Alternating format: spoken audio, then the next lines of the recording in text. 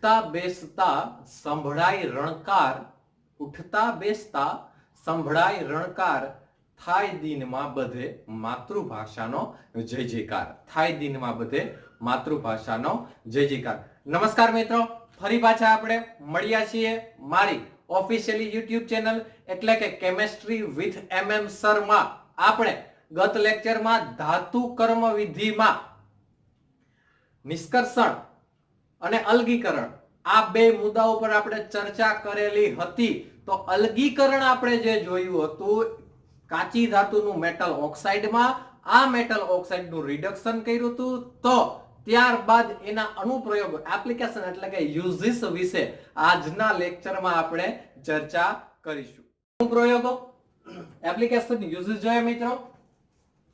એમાં પેલું આપેલું છે આયર્નનું તેના ઓક્સાઇડમાંથી નિષ્કર્ષણ એટલે કે એક્સ્ટ્રેક્શન. આયર્નનું તેના ઓક્સાઇડમાંથી નિષ્કર્ષણ એક્સ્ટ્રેક્શન. તો કે સાંદ્રણ કર્યા બાદ, સાંદ્રણ એટલે સંકેન્દ્રીકરણ, આયર્ન ઓક્સાઇડના અયસ્કોના મિશ્રણમાંથી પાણી દૂર કરવા માટે અને કાર્બોનેટને વિઘટન કરવા માટે સલ્ફાઇડનું ઓક્સિડેશન કરવા માટે નિષ્પાતન અથવા ભૂંજન કરવામાં આવે છે. મિત્રો મેં કીધું હતું બે તબક્કાઓ વિશે આપણે ચર્ચા કરી. એ બે તબક્કાઓ ક્યાં હતા? તો કે સંકેન્દ્રણ અને બીજો તબક્કો હતો અલગીકરણ. તો આ બે તબક્કામાંથી આયરનની કાચી ધાતુ પસાર થયેલ છે. સાંદ્રણ એટલે સંકેન્દ્રીકરણ કર્યું, નિષ્પાતન અને ભૂંજન દ્વારા એનું ઓક્સિડેશન પણ કરવામાં આવેલ છે. ત્યારબાદ પ્રાપ્ત થયેલ આયર્ન ઓક્સાઇડને લાઇમસ્ટોન એટલે કે ચૂનાના પથ્થર અને કોલસા સાથે મિશ્ર કરી વાત ભઠ્ઠીમાં ઉપરથી નાખવામાં આવે છે. વાત ભઠ્ઠી મિત્રો ધોરણ 10 પાઠ 8 ધાતુઓ એ પાઠ તમે ભણી ગયા. એમાં તમારે વાત ભઠ્ઠી આવતી, બ્લાસ્ટ ફર્નેસ, એના વિશે જ આજે આપણે ચર્ચા કરવાની છે. વાત ભઠ્ઠીમાં ઉપરથી નાખવામાં આવે ઓક્સાઇડ મેટલમાં રિડક્શન પામે છે, એમાંથી ઓક્સિજન દૂર થાય મેટલ ઓક્સાઇડમાંથી અને આપણને મેટલની પ્રાપ્તિ થાય છે. જોઈએ આયર્ન ઓક્સાઇડનું રિડક્શન જુદા જુદા તાપમાનના ગાળામાં થાય છે.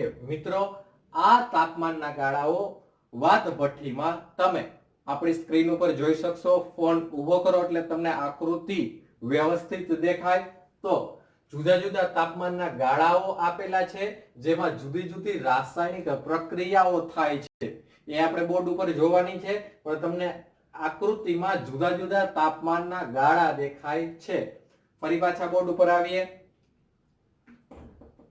તળિયેથી ગરમ હવા ફૂંકવામાં આવે છે જેથી નીચેના ભાગમાં 2200 કેલ્વિન તાપમાન થાય. કોકને બળવાથી પ્રક્રમ માટે જરૂરી ઉષ્મા મળી રહે.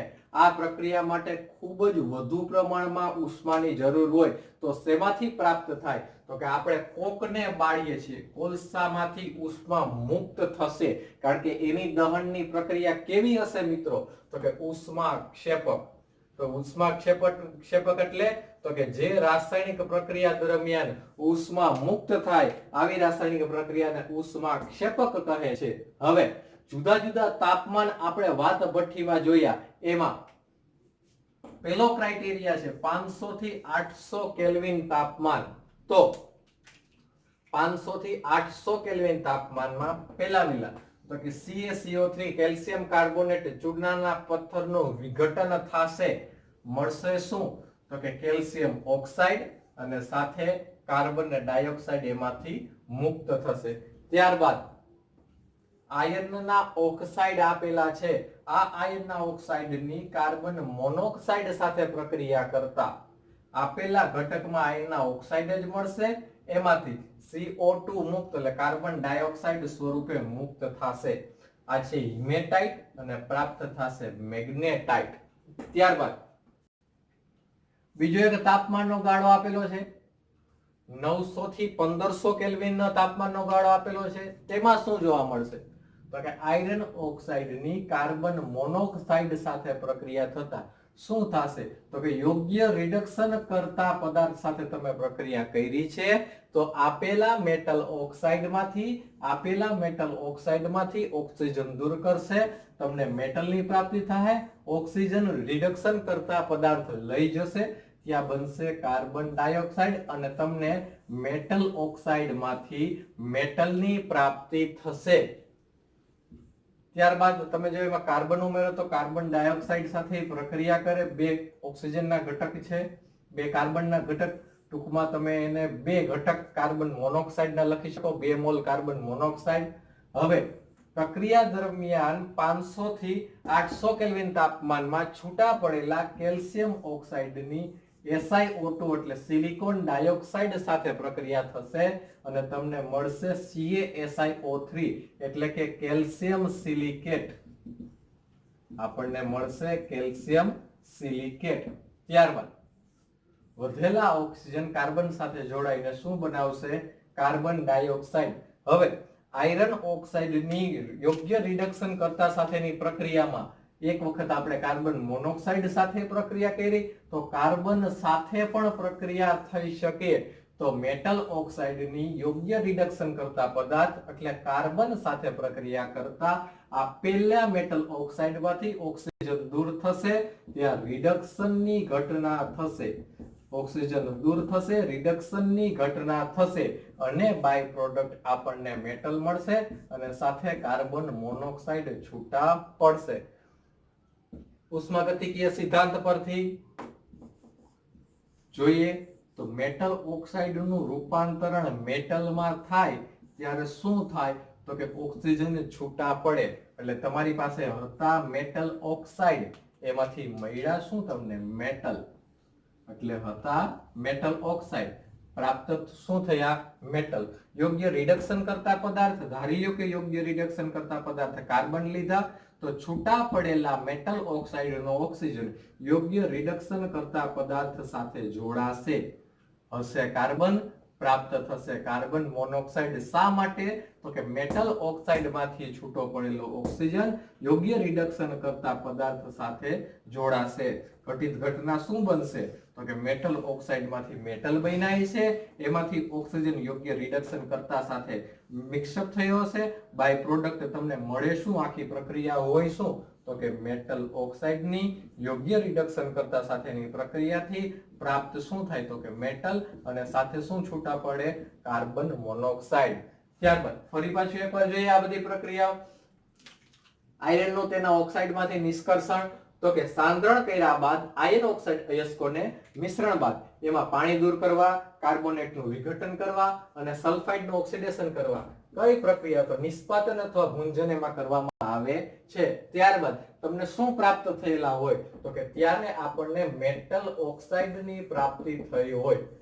આ મેટલ ઓક્સાઇડમાંથી આપણે મેટલ જોઈએ છે તો મેટલ ઓક્સાઇડમાંથી મેટલ મેળવવા માટે તો કે આયર્ન માટે વાત ભઠ્ઠી એટલે કે બ્લાસ્ટ ફર્નેસનો ઉપયોગ કરવામાં આવે છે. આ વાત ભઠ્ઠીમાં આયર્ન ઓક્સાઇડને લાઇમસ્ટોન અને કોક સાથે મિશ્ર કરી ઉપરના ભાગમાંથી હોપર મારફતે ઠલવવામાં આવે છે. ત્યારબાદ એમાં શું ઘટના જોવા મળશે તો કે મેટલ ઓક્સાઇડમાંથી રિડક્શન પામી આપણને મેટલની પ્રાપ્તિ થશે. આ રિડક્શન જુદા જુદા તાપમાને થાય તો કે તાપમાન ઉષ્મા મેળવવા માટે તો કે 2200 કેલ્વિન તાપમાને નીચે કોલસો કોક સળગાવવામાં આવે જેથી આ પ્રક્રિયાઓ માટે જરૂરી ઉષ્મા આપણને પ્રાપ્ત થાય. એમાં પહેલા પ્રક્રિયા આપેલ છે 500 થી 800 કેલ્વિન તાપમાને કેલ્શિયમ કાર્બોનેટમાંથી કેલ્શિયમ ઓક્સાઇડ અને કાર્બન ડાયોક્સાઇડ છૂટા પડે છે. Fe2O3 યોગ્ય રિડક્શન કરતા પદાર્થ સાથે પ્રક્રિયા કરે છે અને Fe3O4 માં રૂપાંતરણ કરે. ત્યારબાદ 900 થી 1500 કેલ્વિન તાપમાને પ્રક્રિયા થાય ત્યારે શું જોવા મળે તો કે FeO આયર્ન ઓક્સાઇડનું યોગ્ય રિડક્શન કરતા સાથે પ્રક્રિયા થાય, આયર્ન અને સાથે કાર્બન ડાયોક્સાઇડ છૂટા પડે. ત્યારબાદ કાર્બન ડાયોક્સાઇડ સાથે જો પ્રક્રિયા કરે તો કાર્બન મોનોક્સાઇડ મળે છે. 500 થી 800 કેલ્વિન તાપમાને પ્રાપ્ત થતા કેલ્શિયમ ઓક્સાઇડની SiO2 એટલે કે સિલિકા સાથે પ્રક્રિયા થઈ આપણને કેલ્શિયમ સિલિકેટ એટલે CaSiO3 મળે છે, કાર્બન ઓક્સિજન સાથે જોડાય અને કાર્બન ડાયોક્સાઇડ બનાવે. જો મેટલ ઓક્સાઇડની જો કાર્બન મોનોક્સાઇડ સાથે પ્રક્રિયા ન કરો અને કાર્બન સાથે પ્રક્રિયા કરો તો તમને મેટલ અને કાર્બન મોનોક્સાઇડ મળે છે. આ પ્રક્રિયા ઉષ્માગતિકીય સિદ્ધાંત ઉપરથી વિચારીએ, ઇન થર્મોડાયનેમિક્સ એંગલથી આપણે વ્યૂ પોઈન્ટ વિચારીએ તો કે પેલા મેટલ ઓક્સાઇડ હોય, એમાંથી મેટલ બને કે એમાંથી ઓક્સિજન દૂર થાય છે. તો ઓક્સિજન દૂર કોણ કરે? તો કે યોગ્ય રિડક્શન કરતા પદાર્થ. તો યોગ્ય રિડક્શન કરતા પદાર્થ ઓક્સિજન દૂર કરે, એ ઓક્સિજન યોગ્ય રિડક્શન કરતા પદાર્થ સાથે જોડાઈ જાય. મેટલ ઓક્સાઇડમાંથી મેટલ બને, એમ કાર્બનમાંથી કાર્બન મોનોક્સાઇડ બને. આ બે પ્રક્રિયા સંમિશ્રિત થઈ આપણને મેટલની પ્રાપ્તિ થાય. ટૂંકમાં FeO સાથે કાર્બન જોડાય તો આપેલો ઓક્સિજન કાર્બન સાથે જોડાય એટલે આપણને મેટલ ઓક્સાઇડમાંથી મેટલની પ્રાપ્તિ થાય અને સાથે કાર્બન મોનોક્સાઇડ દૂર થાય. હવે જોઈએ હજી આ જ પ્રશ્ન આગળ. વાત ભઠ્ઠીમાંથી પ્રાપ્ત થયેલ Fe માં 4% કાર્બન અને અલ્પ પ્રમાણમાં સલ્ફર, ફોસ્ફરસ, સિલિકોન, મેંગેનીઝ, આને ટૂંકમાં યાદ રાખવું હોય તો સુભાષ પટેલ સિલ્વરમેન, આ અશુદ્ધિઓ સ્વરૂપે હોય છે. એટલે કે વાત ભઠ્ઠીમાંથી આપણને જે Fe પ્રાપ્ત થયા એમાં કાર્બન, સલ્ફર, સિલિકોન, ફોસ્ફરસ અને મેંગેનીઝ આ અશુદ્ધિઓ સ્વરૂપે હોય છે, માટે તેને કાચું લોખંડ કહે છે. પણ એની ખાસિયત એ છે કે તેને જુદા જુદા આકારમાં ઢાળી શકાય છે. હવે ભરતર લોખંડની વાત કરીએ તો કઈ રીતે ભરતર લોખંડ બની શકે? તો કે કાચું લોખંડ, લોખંડનો ભંગાર અને કોલસો આ ત્રણેયને પીગાળીને ભરતર લોખંડ બનાવી શકાય છે. તે કાર્બન ઘટકનું થોડુંક ઓછું પ્રમાણ ધરાવે અને તે કાચા લોખંડની સાપેક્ષે સખત અને બરડ હોય છે. શેની વાત કરી મિત્રો મેં? ભરતર લોખંડ. ભરતર લોખંડ શેમાંથી બને?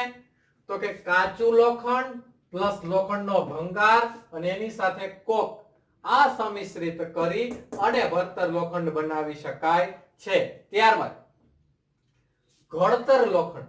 ઘડતર લોખંડ એ લોખંડનું સૌથી શુદ્ધ સ્વરૂપ છે. તેને ભરતર લોખંડમાંથી હિમેટાઇટ વડે પડ ચડાવેલી પરાવર્તિત ભઠ્ઠીમાં અશુદ્ધિઓનું ઓક્સિડેશન કરી બનાવવામાં આવે છે. હેમેટાઇટ કાર્બનનું કાર્બન મોનોક્સાઇડમાં ઓક્સિડેશન કરે, હેમેટાઇટનું રિડક્શન થાય, ઓક્સિજન દૂર થાય અને આપણને ઘડતર લોખંડ મળે છે. મિત્રો 3 લોખંડની મેં વાત કરી. પહેલું તો કે વાત ભઠ્ઠીમાંથી પ્રાપ્ત થયેલ કાચું લોખંડ કે જેમાં કાર્બન, સલ્ફર, સિલિકોન, ફોસ્ફરસ અને મેંગેનીઝ અશુદ્ધિઓ સ્વરૂપે છે. ત્યારબાદ ભરતર લોખંડ કે જેમાં કાચું લોખંડ, લોખંડનો ભંગાર અને કોક સાથે સંમિશ્રિત કરી બનાવી શકાય. તેની ખાસિયત તે સખત અને બરડ છે. ત્યારબાદ ઘડતર લોખંડ જે ભરતરના લોખંડના ઓક્સિડેશનથી પરાવર્તિત ભઠ્ઠીમાંથી આપણને પ્રાપ્ત થાય છે. તે લોખંડનું સૌથી શુદ્ધ સ્વરૂપ છે. લાઇમસ્ટોન તેમાં અભિવાહક તરીકે ઉમેરવામાં આવે જે શું કરે તો કે સલ્ફર, સિલિકોન, ફોસ્ફરસનું ઓક્સિડેશન કરે, સ્લેગ્સમાંથી પસાર થાય. ત્યારબાદ ધાતુને કાઢી લેવામાં આવે અને રોલરમાંથી પસાર કરી સ્લેગમાંથી મુક્ત કરી અને ત્યારબાદ ધાતુ મળે છે જે આપણનું ઘડતર લોખંડ હશે. તો કે 3 લોખંડની વાત મિત્રો અત્યારે આપણે કરી. વાત ભઠ્ઠીમાંથી પેલું કાચું લોખંડ મળ્યું, એમાં કાચા લોખંડમાં લોખંડનો ભંગાર અને કોક ઉમેરો તો આપણને ભરતર લોખંડ મળે. આ ભરતર લોખંડનું પરાવર્તિત ભઠ્ઠીમાં ઓક્સિડેશન કરો તો આપણને ઘડતર લોખંડ મળે જે લોખંડનું સૌથી શુદ્ધ સ્વરૂપ. ક્યુપ્રસ ઓક્સાઇડમાંથી કોપરનું નિષ્કર્ષણ, એક્સટ્રેક્શન ઓફ કોપર જોઈએ તો કે આની પહેલા આપણે આયર્ન ઓક્સાઇડમાંથી આયર્નનું નિષ્કર્ષણ જોયું. હવે કોપર ઓક્સાઇડમાંથી કોપરનું નિષ્કર્ષણ જોઈએ તો કે કોપરની ઓક્સાઇડ અયસ્કને કોક સાથે કોલસા સાથે ગરમ કરતા ધાતુમાં રિડક્શન કરવાથી સહેલાઈથી પ્રાપ્તિ થાય છે. રિડક્શન કરવાથી શું થાય તો કે આપેલા ઘટકમાંથી ઓક્સિજન દૂર થાય અને આપણને મેટલ મળે. સલ્ફાઇડ અયસ્કનું ભૂંજન અથવા પ્રલગન કરવાથી આપણને ઓક્સાઇડની પ્રાપ્તિ થાય. કોપરની સલ્ફાઇડ યુક્ત કાચી ધાતુ છે એની વધુ પ્રમાણમાં એક્સેસ ઓક્સિજન, વધુ પ્રમાણમાં ઓક્સિજન સાથે પ્રક્રિયા કરો તો સલ્ફર ડાયોક્સાઇડ સ્વરૂપે દૂર થાય અને આપણને કોપર ઓક્સાઇડની એટલે કે મેટલ ઓક્સાઇડની પ્રાપ્તિ થાય. મિત્રો આની પહેલા આપણે ઘણી વખત વાત કરી છે તો કે મેટલ મેળવવા માટે સૌથી સરળ રસ્તો કયો? આપેલી કાચી ધાતુને મેટલ ઓક્સાઇડમાં રૂપાંતરણ કરો, મેટલ ઓક્સાઇડનું રિડક્શન કરો, સરળતાથી મેટલની પ્રાપ્તિ થાય. હવે અયસ્કને સિલિકા સાથે મિશ્ર કરી પરાવર્તિત ભઠ્ઠીમાં ગરમ કરવામાં આવે તો iron oxide, iron silicate slag તરીકે બને છે અને કોપર મેટેના સ્વરૂપે Cu2S અને FeS ધરાવે છે. મિત્રો ઘણી વખત MCQ ગુજરાત બોર્ડમાં પૂછી શકે કોપર મેટે તો કે Cu2S અને FeS ના મિશ્રણને કોપર મેટે કહે છે. ફરી પાછું રિપીટ કરું મિત્રો, કોપર મેટે Cu2S અને FeS ના સમિશ્રણને કોપર મેટે કહે છે. આયરન ઓક્સાઇડ સિલિકા સાથે પ્રક્રિયા કરે અને શું બનાવે? FeSiO3 એટલે કે આયરન સિલિકેટ સ્લેગ. ત્યારબાદ કોપર મેટેને સિલિકાના પડવાળા પરિવર્તક ભઠ્ઠીમાં લાવવામાં આવે, થોડીક સિલિકા પણ ઉમેરવામાં આવે, ગરમ હવાનો વાત. ગરમ હવાનો વાત એટલે શું મિત્રો? તો કે તમે કોઈ પણ વસ્તુ ગરમ કરો તો એના ઉપર જે ઉપર બોઇલિંગ થઈને જે એર કન્સિડરાઇઝ થાય એને વાત કહેવામાં આવે. ઉપરની જે ગરમ હવા છે આ ગરમ હવા તેમાં ફૂંકવામાં આવે છે તો પ્રક્રિયા શું જોવા મળે? તો કે FeS આયરન સલ્ફેટ ઓક્સિજન સાથે પ્રક્રિયા કરી આયરન ઓક્સાઇડ બનાવે. આ આયરન ઓક્સાઇડ તો કે SiO2 સાથે જોડાય જે FeSiO3 એટલે કે આયરન સિલિકેટ અથવા સ્લેગ. આ કોપર મેટેમાં તો કે Cu2S હોય, આ Cu2S તો કે ઓક્સિજન સાથે જોડાય. મેં તમને કીધું એમ તો કે સલ્ફાઇડ યુક્ત કાચી ધાતુનું ઓક્સિજન સાથે પ્રક્રિયા કરો તો તમને શું મળશે? Metal oxide. આ મેટલ ઓક્સાઇડની ફરી પાછી ક્યુપ્રિક સલ્ફાઇડ સાથે પ્રક્રિયા કરો તો આ ઘટક યોગ્ય રિડક્શન કરતા પદાર્થ તરીકે પ્રક્રિયા કરશે તો કે હા, રિડક્શનની ઘટના જોવા મળશે. સલ્ફર ઓક્સિજન સાથે જોડાશે, સલ્ફર ડાયોક્સાઇડ મુક્ત થશે અને આપણને મેટલની પ્રાપ્તિ થશે. શું કીધું તું મિત્રો? કોપર મેટે આપણે સિલિકાના પડવાળા પરાવર્તક ભઠ્ઠીમાં લીધા. આ પરાવર્તક ભઠ્ઠીમાં કોપર મેટેમાં તો કે બે ઘટક હતા, FeS અને Cu2S. આ FeS તો કે સ્લેગ સ્વરૂપે દૂર થાય, Cu2S નું રૂપાંતરણ તો કે Cu2O એટલે કે ક્યુપ્રિક ઓક્સાઇડમાં કર્યું અને એમાંથી આપણને કોપરની પ્રાપ્તિ થઈ. તો કોપર મેટે મળ્યા હતા. કોપર મેટે એટલે ફરી પાછું રિપીટ કરું છું, Cu2S અને FeS નું રૂપાંતરણ સ્લેગ સ્વરૂપે દૂર થાય, Cu2S નું રૂપાંતરણ ક્યુપ્રિક ઓક્સાઇડમાં થાય, એની ફરી પાછી પ્રક્રિયા Cu2S સાથે કરી અને બાય પ્રોડક્ટ આપણને મેટલની પ્રાપ્તિ થઈ. ઘન સ્વરૂપમાં મળેલ Cu પર ફોલ્લા દેખાય છે જે SO2 ના હોય છે, માટે એ તાંબાને ફોલ્લા વાળું તાંબુ કહે છે, જેને બ્લિસ્ટર કોપર પણ કહેવામાં આવે છે. જૂના સિલેબસ પ્રમાણે આ ફોલ્લા ન પડવા દેવું હોય તો શું કરવું જોઈએ? તો જૂના સિલેબસમાં આ માહિતી આપેલી હતી તો કે કોઈ એક પાત્રમાં આ બ્લિસ્ટર કોપર એટલે કે તાજું કોપર પ્રાપ્ત કરી રાખો.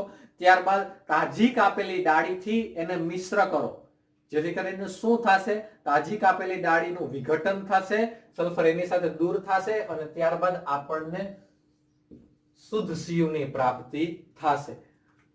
તો આ પ્રાપ્ત થયેલ કોપરને બ્લિસ્ટર કોપર, ફોલા વાળું તાંબુ કહી શકાય. આ પ્રશ્ન એ રીતે પણ પૂછાઈ શકે, બ્લિસ્ટર કોપરનું નિષ્કર્ષ જોડાવો અથવા બ્લિસ્ટર કોપર વિશે નોંધ લખો તો આપણે આ જ પ્રશ્ન લખવાનું થાય. કોપરનું નિષ્કર્ષણ તો આ જ પ્રશ્ન લખવાનું થાય. ક્યુપ્રસ ઓક્સાઇડમાંથી કોપરની પ્રાપ્તિ તો પણ આ જ પ્રશ્ન આપણે એમાં આન્સર લખવાનો થાય. આયરન ઓક્સાઇડમાંથી આયરનનું નિષ્કર્ષણ જોયું, ત્યારબાદ કોપર ઓક્સાઇડમાંથી કોપરનું નિષ્કર્ષણ જોયું. હવે નિષ્કર્ષણમાં છેલ્લું ઝિંક ઓક્સાઇડમાંથી ઝિંકનું નિષ્કર્ષણ. તો કે ઝિંક ઓક્સાઇડનું રિડક્શન કોક વાપરીને કરવામાં આવે છે, કોક સાથે પ્રક્રિયા કરીને કરવામાં આવે છે. આ પ્રક્રિયા દરમિયાન કોપરના તાપમાન કરતા વધુ પ્રમાણમાં તાપમાને રાખવાનું અને હીટ પણ વધુ આપવાની. પહેલા શું કરવાનું તો કે તમારી પાસે ઝિંક ઓક્સાઇડ છે. આ ઝિંક ઓક્સાઇડ, કોક અને માટી ત્રણેયને સંમિશ્રિત કરી અને નાની નાની ઈંટુ બનાવવામાં આવે છે. શું કીધું તો કે ઝિંક ઓક્સાઇડ, કોક અને માટી આ ત્રણેયને સંમિશ્રિત કરી નાની નાની ઈંટુ બનાવવામાં આવે. ત્યારબાદ તેને પરાવર્તિત ભઠ્ઠીમાં કેટલા તાપમાને તો કે 1673 કેલ્વિન તાપમાને ગરમ કરવામાં આવે. મિત્રો, ઝિંક ઓક્સાઇડ, કોક અને માટીની નાની નાની ઈંટુ બનાવી 1673 કેલ્વિન તાપમાને હીટ આપીને એને ગરમ કરવામાં આવે છે. તો ઘટિત ઘટના શું થશે તો કે સાથે યોગ્ય રિડક્શન કરતા પદાર્થ સાથે પ્રક્રિયા થઈ આપેલા મેટલ ઓક્સાઇડમાંથી ઓક્સિજન દૂર થશે અને આપણને ઝિંક એટલે કે મેટલ ધાતુની પ્રાપ્તિ થશે. ત્યારબાદ તેનું ડિસ્ટિલેશન એટલે કે નિસ્યંદન કરી, આપણે આગળના લેક્ચરમાં નિસ્યંદન વિશે ભણવાનું છે ત્યારે સમજશું. નિસ્યંદન કરી તેનું ઝડપી શીતન કરી તેને એકઠી કરવામાં આવે છે. ફરી પાછું એકવાર જોઈ લઈએ તો કે ઝિંક ઓક્સાઇડનું રિડક્શન કોક વાપરીને કરવામાં આવે છે. કોપર કરતા તેમાં વધુ પ્રમાણમાં તાપમાન ને હીટ ઉષ્મા આપવી પડે. શું કરવાનું તો કે ઓક્સાઇડની, કોક અને માટી ત્રણેયને સંમિશ્રિત કરી નાની નાની ઈંટો બનાવી પરાવર્તિત ભઠ્ઠીમાં કાર્બન સાથે 1673 કેલ્વિન તાપમાને ગરમ કરતા યોગ્ય રિડક્શન કરતા પદાર્થ સાથે પ્રક્રિયા થઈ ઝિંક ઓક્સાઇડનું રિડક્શન થઈ આપણને ઝિંક મેટલ, ઝિંક ધાતુની પ્રાપ્તિ થશે. ત્યારબાદ તેનું નિસ્યંદન કરાય છે અને ઝડપી ઠંડુ પાડી, ખૂબ જ ઝડપથી ઠંડુ પાડી અને ઝિંક મેટલ એકઠી કરવામાં આવે છે. આજના લેક્ચરમાં Fe નું નિષ્કર્ષણ, કોપરનું નિષ્કર્ષણ અને ઝિંકનું નિષ્કર્ષણ એ જોયું. હવે નેક્સ્ટ લેક્ચર જ્યારે આપણે આવશે ત્યારે ઓક્સિડેશન, રિડક્શન અને ધાતુ કર્મ વિધિમાં વિદ્યુત રાસાયણિક સિદ્ધાંતો એની મિત્રો આપણે ચર્ચા કરીશું. તો આજના લેક્ચરમાં તમને કઈ ક્વેરી હોય તો મારા નંબર ઉપર તમે WhatsApp અથવા ફોન દ્વારા માહિતી મેળવી શકો છો અને અમારા વિશેષ લેક્ચર અમારી ઓફિશિયલી YouTube ચેનલ એટલે કે કેમેસ્ટ્રી વિથ MM માં જોઈ શકો છો. તો આજે વિશેષ કઈ ન કહેતા મિત્રો, જય હિન્દ, જય ભારત.